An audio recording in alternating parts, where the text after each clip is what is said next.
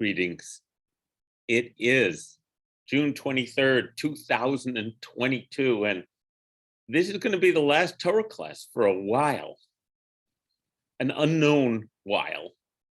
And so we get to complete, how do we complete a cycle of study that's been going on for so long? I like that we're a link in the chain that goes on way, way longer than we have. And so I want to say a blessing, and then I have two things I want to share with you today that I have no idea how I'll squeeze them in, but it'll be good enough.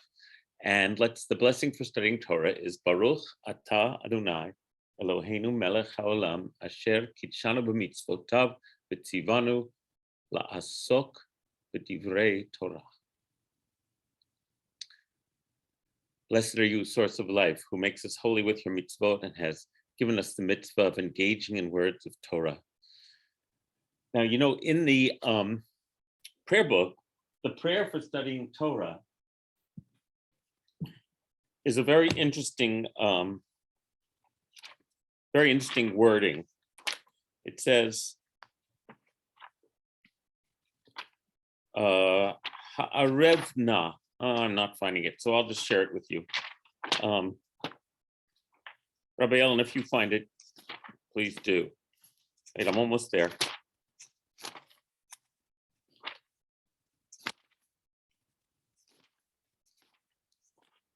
Yeah, here it is.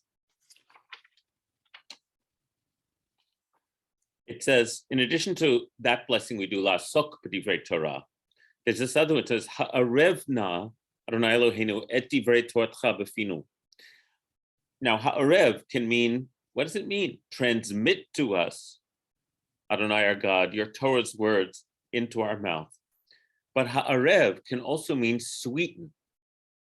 And so in this, there's a very old take on this blessing that may the words of Torah be sweetened in our mouths through our study together, enhanced, make us stimulate our taste buds, right?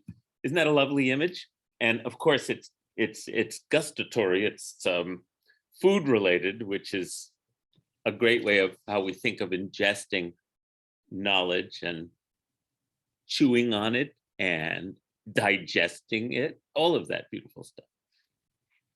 So before we get into the portion, I thought as a way of closure, I could share with you a piece of Zohar, a famous passage in Zohar that's a parable about how to study Torah. There are many, but I don't have time to share a lot with you, so I'm going to share this one with you for certain. Let me share my screen. And here it is. Can you see that? The scanner on the copy machine wasn't working, and then I realized, okay, I'll just take a picture of the page. So I did. Okay, listen to this story. I think I will prime you by saying, I love how it's a kind of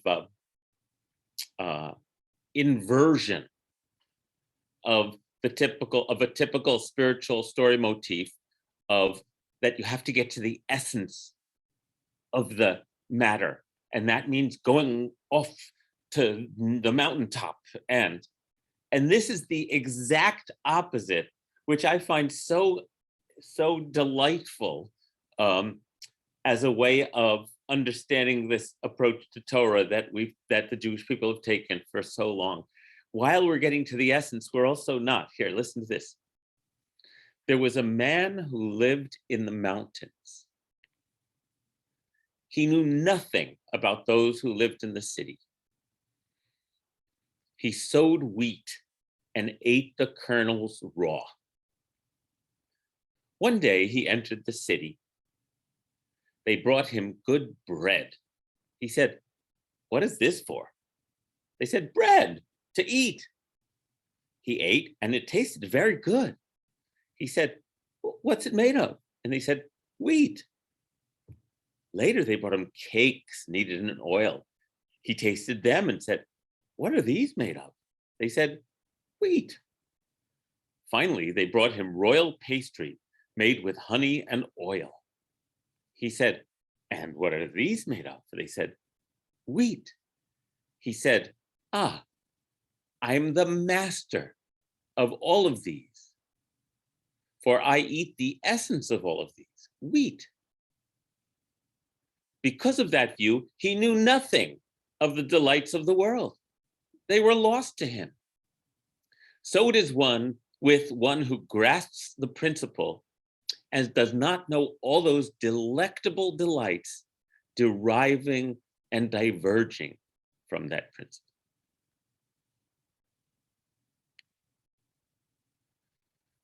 So instead of, so for studying Torah, even it's a paradox. Even as we're trying to get to the essence, the richness and delight of doing what we're doing with the text is where the action is. And if we don't do that, we're kind of dummies. So the analogy is reading the text without doing everything that we do with it. That's what Torah's for. And that is the Jewish way of studying our sacred text. I wanted to say it again at the end here so that you don't think that we're just engaged in like casuistry and wordplay and wasted time. This isn't the wasted time. This is it. This beautiful engagement with our hearts and minds in the text. This is it. This is the Jewish way of studying. So if you come to a passage that's troubling to you, get together with some people. You know, have fun. It's delightful. Make it tasty. Right? That's we're bakers. We're pastry chefs. This is the beautiful activity that we're engaged in. I love that. That's from this book by Danny Matt, which some of you may know. Oh, excuse me, I have to spotlight myself. I don't think you see me. Just a sec.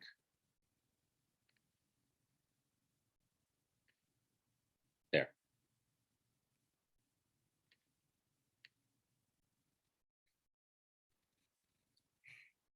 I really recommend this book, everyone. The Essential Kabbalah, The Heart of Jewish Mysticism by Danny Matt, which has these juicy excerpts from the Kabbalah, so you don't have to wade through the impossible parts. So that's where this is from. And in his footnotes to this story, he says, he reads, there's an earlier so he has a nice comment. This man misses the delights reserved for those who savor the variety of flavors and the range of meanings. And then Danny Matt says, an earlier parable also compares Torah to wheat and insists on its creative transformation. So I'm going to read you one more. There was a king who had 2 servants. He loved them completely.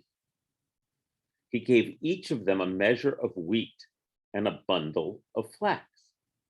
In Jewish parables, the king is always God. He gave each of them a measure of wheat and a bundle of flax. The wise servant, what did he do? He took the flax and wove it into cloth. He took the wheat and made it into flour. He sifted it, ground it, kneaded it, and baked it. Then he arranged it on the table and spread the cloth over it. He left it until the king arrived. The foolish servant did nothing at all. After some time, the king came to his palace and said, my children, bring me what I gave to you. One brought out the bread on the table covered with cloth. The other brought out the wheat in a box with the bundle of flax on top. When the Blessed Holy One gave the Torah to Israel, he gave it to them as wheat from which to produce bread, and as flax from which to produce cloth. Beautiful, huh? That's our job. And Abigail, I'll tell you in a second. That's our job as students of Torah, is to make wheat into bread and flax into cloth, to weave it, to knead it, all those beautiful physical images of the skill and work it takes, but then the delight that it brings. There's another, even more ancient story about the challah, which is simply that we're partners with the divine. The divine gives us the sun, the rain, the wheat kernels, and then our job is to further transform it into that which will sustain and nourish us, the bread. And that's the Jewish understanding of Torah. It is not two-dimensional, nor is it inert. It's waiting for us to process it into nourishment for our spirits and guidance for our souls. That's what we do. So again, this is not like studying a course in college, and it's not like reading the Word of God. This is the Jewish way of doing Torah, of making Torah, of studying Torah. And it bears repeating over and over again so that you don't think we're just, as I said, engaged in some kind of like, well, the text doesn't really say that. That's not how we've survived this long, everybody. So those are my closing kind of framework I want to send you off with. Living Torah, as Rav says. Abigail, the word is he'erav. He, ayin, resh, vav. Not herav, like rabbi. So if you look up the root arov, erev, it's got a lot of different meanings, and you can have fun with that. Okay, so with that in mind, let's turn to the Torah portion. The Torah portion is Shelakh, which is the portion where Moses sends forth 12 scouts to reconnoiter the land in order to bring back a report about whether it's a good land, whether it's fortified, what it's like. So they're reconnoitering because the children of Israel are about to go up to the land. This is, as many of you know, an incredibly dramatic portion because the scouts come back. They are men of repute. They're all leaders. You know, it's a congressional committee, whatever. And 10 of them say, it's indeed a good land, but we saw giants there and we're never going to be able to accomplish this. 2 of the scouts, Joshua and Caleb, say, no, it's a good land and we can do this. The people listen to the 10, and as is the wont of the children of Israel, immediately start crying and freaking out. It's too scary, we'll never do it, etc. There's the famous line, which I've talked about every year, that the 10 scouts say, we felt like grasshoppers, and so we must have appeared to them. One of the most juicy lines in the Torah. Well, if you feel like grasshoppers and then you project that onto everyone else, then you're never gonna, no, forget about it, go home, give up. And all hell breaks loose. And Caleb tries to hush the people and say, we can do this, it's a very, very good land. And then God's presence descends, appears, and says, I've had it. And without going into all the details, as you know, the result is he says, okay, all of you, you're never going to the promised land. Your carcasses are going to drop in this wilderness. You're going to wander for 40 years.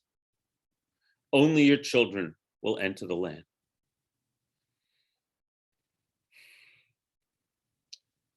Except for two people, Caleb and Joshua, because they had faith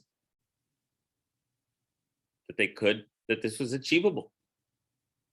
So again, this is a parable, everyone. This is the physical landscape. Again, we've said this, but we always have to repeat it. The physical landscape of the land of Israel and of the wilderness is the physical landscape, is the internal landscape of our journey.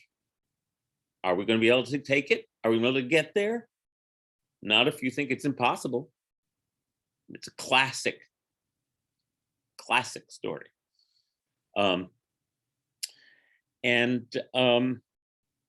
That's basically the story. So David Kagan, let's see, Barb said, to me, this parsha is so much about leadership, courage, and positivity. Thank you. Guess why we're reading it on my last class? Because it's going to be up to each of you to move forward with positivity, courage, faith, and leadership. Because there's challenges ahead for the congregation, for the society, for, we don't know what's ahead. David Kagan says, I believe that the two worthy spies, Joshua and Caleb, are descendants of Judah and Joseph. Earlier, Judah and Joseph had a seminal conversation when Judah steps up to speak to Joseph. That's in Parshat Vayigash in Genesis, at a time when Joseph had accused his brothers of being spies. Oh, David, you're right. I'm not going in that direction in this class, but that's so rich. I never made that connection. That's wonderful. Yes, this is a continuing, there's an echo there that's very important. Thank you. And Naomi says, I love this parsha, and I can't believe we're here again, that it's been an entire year. I agree with you. But I never get tired of telling this story. So where I want to focus, because I did that, and why I shared that teaching from Zohar about kneading and processing the text to make it into something even richer, because I want to, as I've done before, but I'm still so taken it, I want to look at Caleb with you all. This hero of the story, Caleb and Joshua. Joshua, we know, he takes over from Moses, but it turns out Caleb is equally important in the telling. So the question is, what is it about Caleb? And we've talked about this before, but I felt it was the message that I wanted to leave you with today. What is it about Caleb that gives him this capacity? Yes, his name, Kalev, means he is like a heart, or he is heart. So that is a big part of it. And we'll look at the clues in the text that confirm that. He uses intuition. Thank you, Joan. But heart also here means he has courage, because the word courage comes from kol, which is heart. When you say take heart. So he looks deeply into himself to find the truth, Joan says. Let's look at the text and see how the rabbis read that insight into the text. It's really fun. And as I said, have fun. This is really fun. We'll make something really tasty here. So I'm going to share the screen.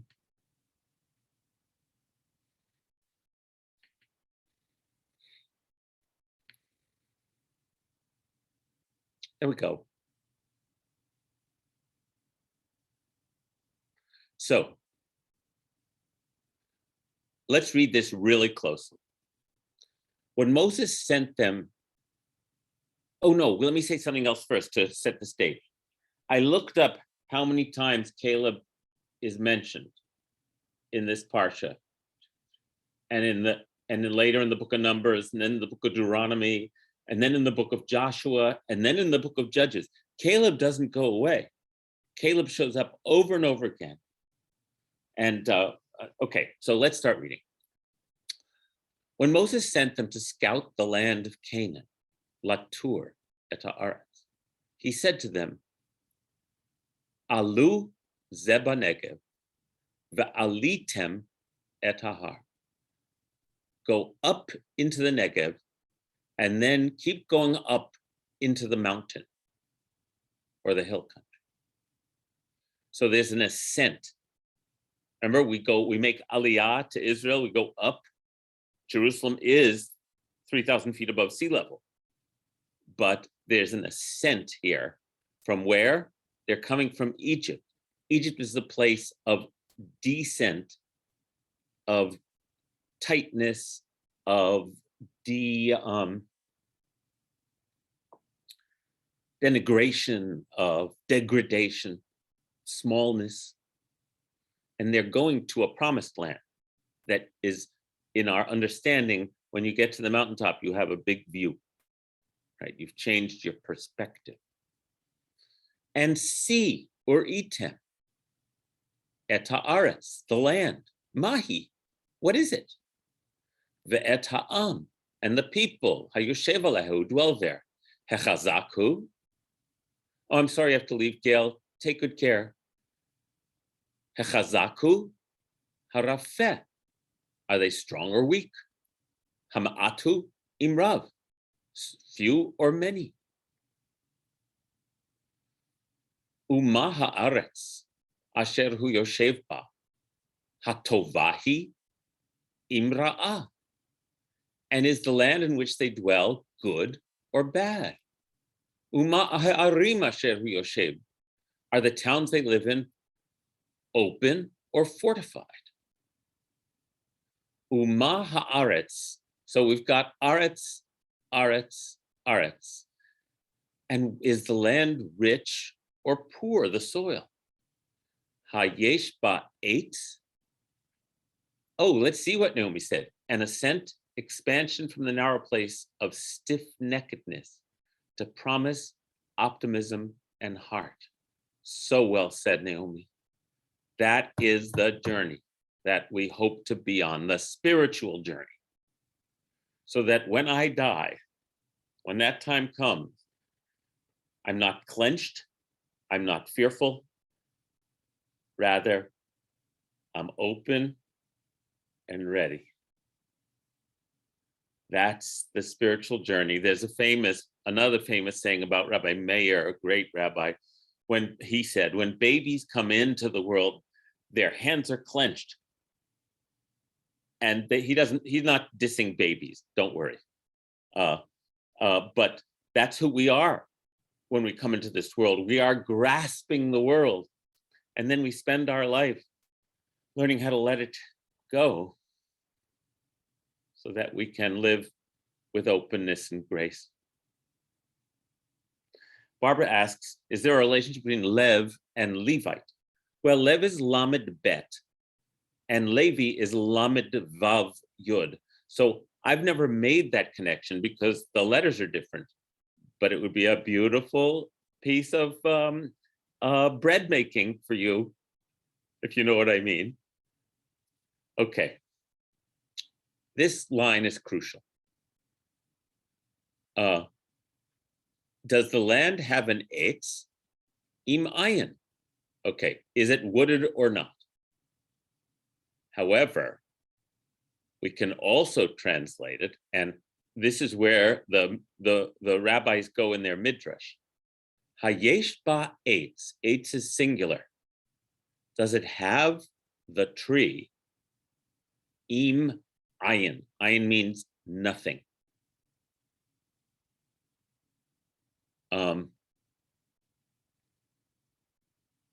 So, does it have the tree? And they say the tree of life, or is there just a void there? Keep that in mind. V'hit chazaktem, strengthen yourselves. They translate take pains, but I want you to hear it this way. Strengthen yourselves. Ulekachtem mipri haaretz, and take from the fruit of the land. Haaretz, haaretz, haaretz. This place, this beautiful place we're going. Okay, so they go up to the land and they scout it out and they come back after 40 days, that classic period. And they go to Aaron and Moses and they say what I said. We came to the land. It does indeed flow with milk and honey. We've brought back some of its fruit, but the people are gigantic. Caleb hushed the people before Moses and said, let us by all means go up, and we shall gain possession of it. Here's the word up again. Alo na'aleh. When a verb is doubled in Torah, it's absolutely emphatic. We can rise, we can ascend and inherit, yarashnu, this land. Ki yachol nuchal la. We can, we shall overcome. Oops, didn't mean to do that.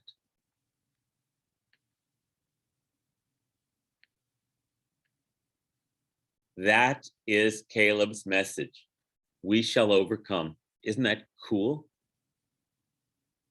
Well, Diane, we celebrate Caleb for bravery, but what about the fact that he was promoting war? That's not how I'm reading it today. I'm reading this. You were here at the beginning. It's like, forget about war and the peoples in the land. This is about making Torah into something sweet for us. And we can talk about the military aspects of the Torah another time, but not today. I'm making a different dish.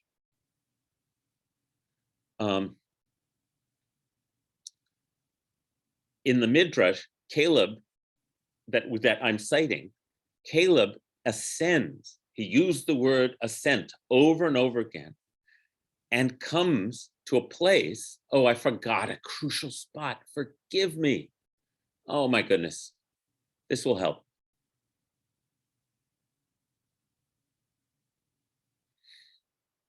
So he sends them off. I'm sorry, I forgot to read this. Vaya'alu, they went up and scouted the land. Vaya'alu, Banegev, they went up through the Negev.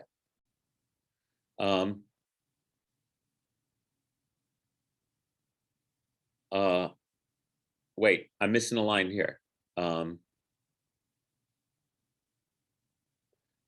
Oh, sorry, just give me a sec.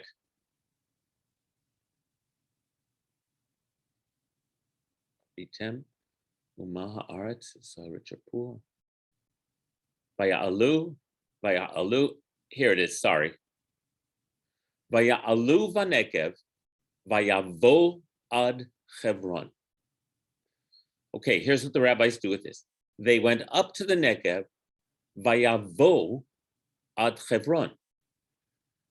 Now, the problem is it should say Vaya'alu Vanegev, Vayavou ad Chevron.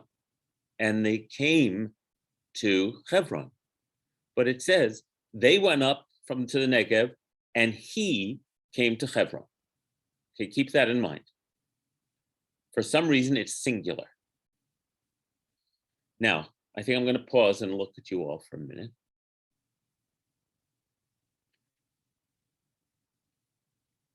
So what happens here is that what we will find in the future references to Caleb, and I don't want to show them all to you, is that it says over and over, only Caleb and Joshua entered, of the whole generation, entered the land. It says it 6 times between here and the beginning of Deuteronomy. So we hear about Caleb or Caleb and Joshua 6 times in the next 20 chapters with exactly the same word. So if you're a Midrash writer, there's a big ingredient of Caleb here in the story. Why are we hearing this over and over? And so you have to ask, what's so special about Caleb? Furthermore, when we get to the book of Joshua, where they actually conquer the land, It says in chapter 14 of Joshua, Caleb approached Joshua and said, "Give me Hebron." Okay, so what do we know about Hebron? Hebron is the highest place in the Judean hills, higher than Jerusalem. It's where Abraham buys the cave of the Machpelah way back in Genesis, and is the burial cave of the patriarchs and matriarchs. It is the highest place where our ancestors lie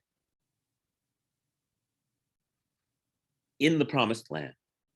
The children of Israel have descended drastically, tragically from that high place. And now can they get back there?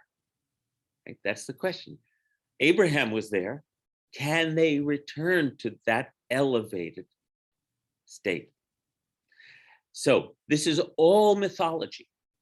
None of this is in the story, right? This is all, and so let's talk about the cave, because all of this comes together in the Midrashim about Caleb. In the double cave called the Cave of the Machpelah, which means the doubled cave, there's a famous story that the reason Abraham chose it, and again, this is not in the wheat kernel of the Torah, it's in the bread that got made out of it. It says, Abraham ran to get a calf to feed the three strangers who had come to visit him way back in Genesis. He ran to get a calf. And there's a midrash that he followed the calf into the cave. That's how he discovered the cave. And that when he went into the cave, he saw a light at the end of the cave and went through into the secluded portion. And there was the grave of Adam and Eve, who are buried in the midrash in the Garden of Eden, where the tree of life is. And so Abraham said, I've got to have this. This is the place I want to be buried. And I want my ancestors to be buried, my descendants to be buried here at the entrance to the Garden of Eden, where the tree of life grows. And so with that midrash in mind, Caleb is the only one who ascends to Hebron, because Moses asked, go up to the land. Is the tree there, or is it just nothing? The tree of life. That's where the midrash goes. This is not a quest to reconnoiter the land and see if we can conquer it. That is the plain meaning of the text. The spiritual interpretation is we are going up to the land to find access once again to the tree of life. Caleb is the only one who does it. None of them else can do it. Since he knows how to access, has the courage and the strength to access that land, that place, that doorway, that height, he's the one who gets to enter the promised land. None of them else can. They're not capable of it. They are constrained by their lack of sense of possibility. So, did Martin Luther King ever get to the promised land? No. Did we? No. What does it mean then to say I've seen the promised land? It means that the vision is alive in us. Somehow, despite all of life's disappointments, limitations, constraints, we have a dream, right? So we are elevated by that vision. That's Caleb. And the way Caleb is described, here, let me share this screen again.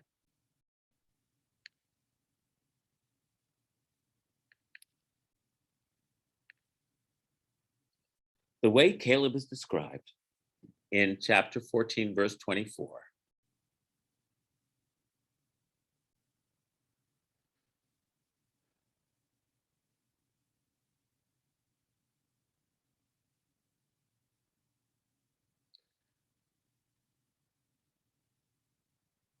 None of those involved, says God, who have witnessed, beheld my presence, and seen the signs that I performed in Egypt and in the wilderness, and who have tried me these many times and have disobeyed me, none of them shall see the land that I promised to their fathers, their ancestors. None of those who spurn me shall see it. You won't see it. This isn't a punishment. It's just what is. But my servant Caleb, ki haita ruach acheret, he was imbued with a different spirit. Vayimale acharai, says, and remained loyal to me. What's malay? Full. He was full of me, filled with life unfolding. Only him will I bring into the land that he entered, and his offspring shall inherit it. What is it about Caleb? That's the title of this. What is it about Caleb? He's filled with a different spirit. He's filled with life unfolding. I know you've heard me say this before, but the word enthusiasm comes from the Greek and means filled with God. Entheos. Deborah says, so could it be that we will encounter giants who seem more powerful than we are when we are traveling to that higher place? Absolutely. But what are giants? Giants are the obstacles that scare us away, that say, oh, no way I can do that. No way, right? He tilted at giants, says John Goodman. Yeah, tilted at windmills. Martin Luther King was in sync with this portion. Martin Luther King, as I've said many times, is one of my top rabbis of our time. Naomi says, you won't see the possibility of the promised land. You can't picture it or dream of it. And Marcia says, but MLK had the vision. He saw possibilities. He wasn't scared. Of course, we know from his diaries that he was scared from time to time, because there's no way not to be scared sometimes, especially when your life and family are being threatened. But he said in the night before he was assassinated, in one of the most astonishing speeches of ever, I fear no man. I've been to the mountaintop and I've seen the promised land. My eyes have seen the glory of the coming of the Lord. I may not get there with you, but, hallelujah. We're going to make it. Or as Reb Nachman says, Joan says, the essence is not to be afraid as we cross the narrow bridge. So, only my servant Caleb gets to enter this land, this state of consciousness, this fulfillment of our human potential. That's Caleb. And it says that over and over again. Verse 30, it says, not one shall enter the land in which I swore to sell you, save Caleb, son of Yefuneh, and Joshua, son of Nun. And then again, of those involved in going to scout the land, only Joshua, son of Nun, and Caleb, son of Yefuneh, remained alive. Chayu. And then it says, I'm going to spin way ahead.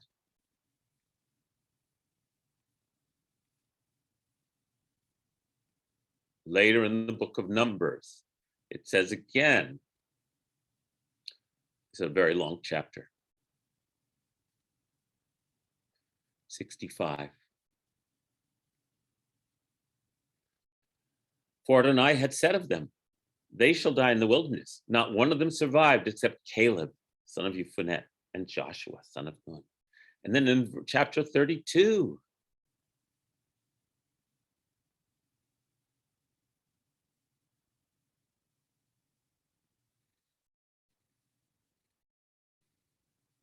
well, it's another long chapter. In chapter 32, it says, none except Caleb, son of Jephunneh, and Joshua, son of Nun, for they remained loyal. Ki mil'u, they were filled with the spirit of Yod-Heh. Maleh, that's the Hebrew word. And then in Deuteronomy, almost there.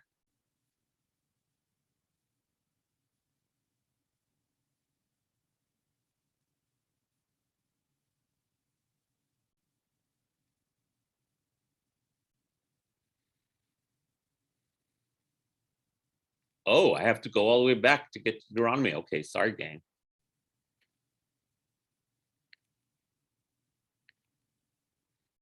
In Deuteronomy, it says, Moses says,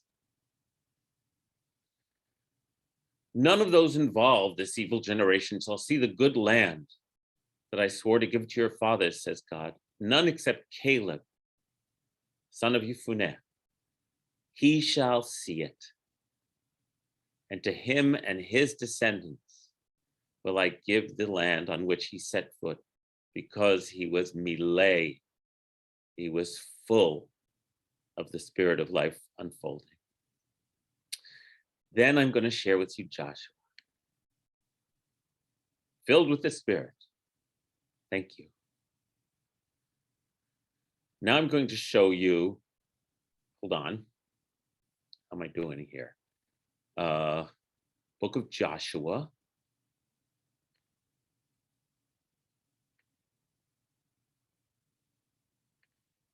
This amazing passage, this passage I love. Okay, let me share my screen again. Whoops. Too many buttons.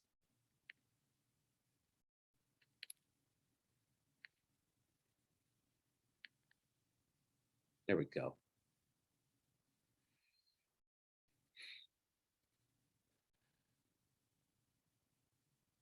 The children of the tribe of Judah approached Joshua at Gilgal, and Caleb, son of Jephunneh, the Kenizzite, said to him,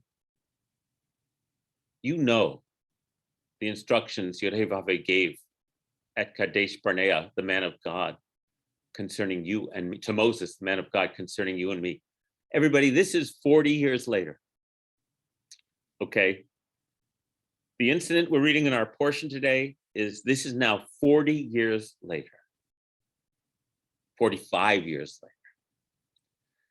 Caleb says, I was 40 years old when Moses, the servant of Yod-Heh, sent me from Kadesh Barnea to spy out the land, and Ashevo Todavar Kasher Im Livavi. And I gave him a forthright report. Come on, Hebrew people. I responded to him, Im Livavi, from my heart. Ve'achi, my companions, Asher Alu Imi, who went up with me, Himsiu et Lev Ha'am. They took the heart out of the people. Isn't this beautiful? Vanochi mileti, I was filled with the spirit of Yod-Heh, my God. Caleb continues his speech. On that day, Moses promised on oath, the land on which your foot trod shall be a portion for you and your descendants forever, because you were loyal. No, mileta, you were filled with the Spirit. of Yud Heh Vav Heh, my God. And so now, Caleb says, Hechayeh Adonai oti. God has kept me alive. I'm still alive. Kasher diber zeh 45 shana. As he promised 45 years ago to Moses when Israel was journeying through the wilderness. Va'ata hinei anochi hayom. Here I am today, ben 85 shana, 85 years old. I like this. I'm 85. He can still do push-ups. It's like, it's really good. So, and he says, Odeni hayom chazak ka'asher b'yom shaloach oti Moshe. I am still as strong today as on the day that Moses sent me. Kechochi az ukechochi ata. My strength is the same is now as it was then. Lemilchama v'latzet v'lavo, to do battle and to come and to go. This is a beautiful line. Remember, Moses says to the scouts, Hechezaktem, strengthen yourselves. And what's the rest of that line?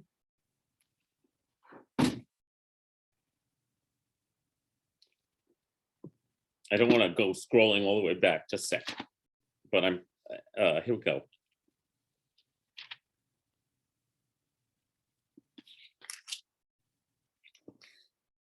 Hechezaktem ulekachtem mipri haaretz, and bring back fruit of the land.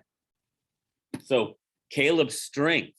What is the strength at 85? So now, Tanali, give me the mountain. Hazeh, this mountain that God spoke of that day. Ki ata shamata bayom hahu.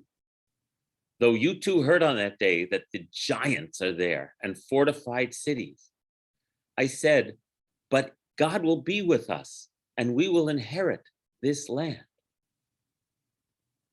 So Joshua blessed Caleb Vayivarchehu Yehoshua ben Vayitain et Hebron, and gave him Hebron as his portion. And Hebron became the portion of Caleb as it is to this day, Asher Milei Acharei Adonai, because he was filled with the spirit of life unfolding. And the land had rest from war. The haaretz, remember the land? Always shakta, sheket, mimilchama. The land had rest from war.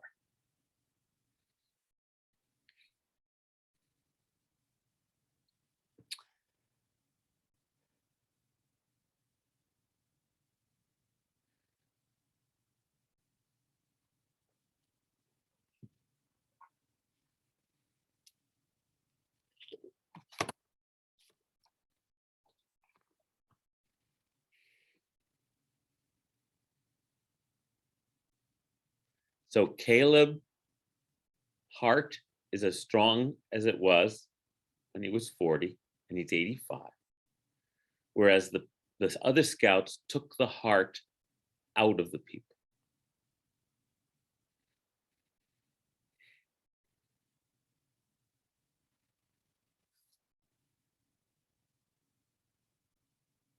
Here's what I wrote. The Torah speaks in our dreams, where you are the landscape and the Torah is the map. Part of me is the children of Israel, fearful, untrusting, damaged. But part of me is Caleb, all heart, unbowed by life's hardships and betrayals, seeking the tree of life. As strong today as when Moses first sent me to scout out the promised land. No matter where life has taken us, we can be like Caleb, 100% heart, Kalev. We can continue our journey with courage, compassion, and heart, stronger than ever. Ken Yehi Ratzon, so may it be.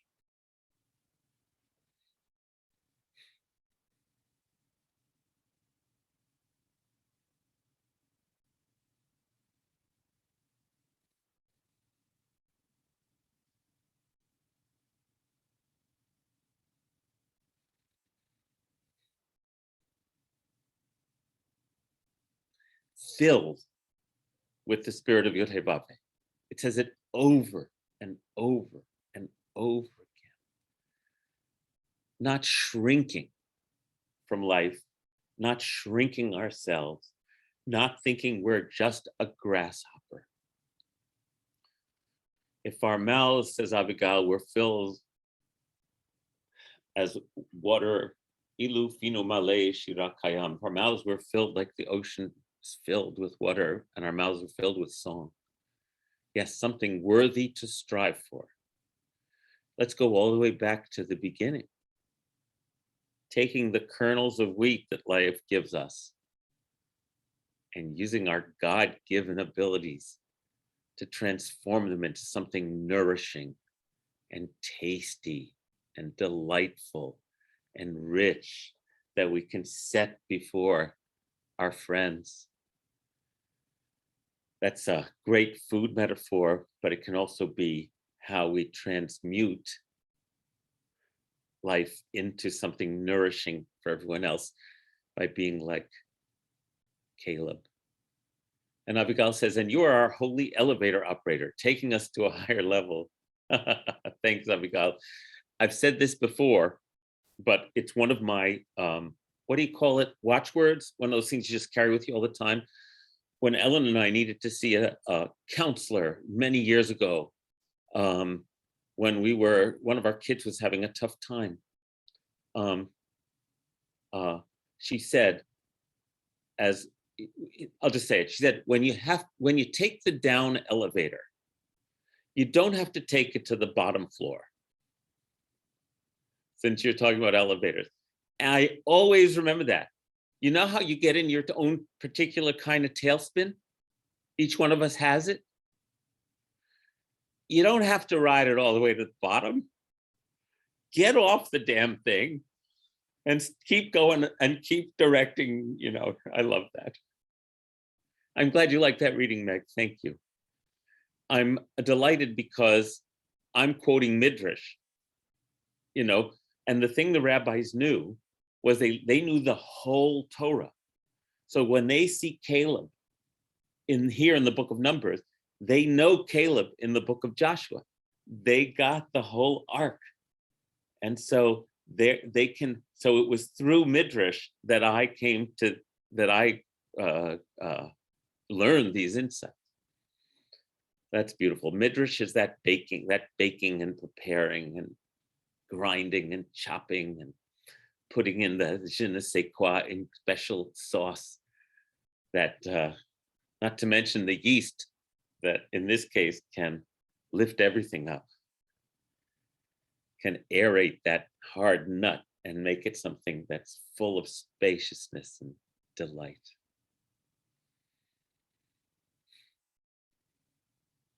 Thanks, everybody. Joan says, that's why they call it batter. You take a beating and you come out strong. Well said, well said.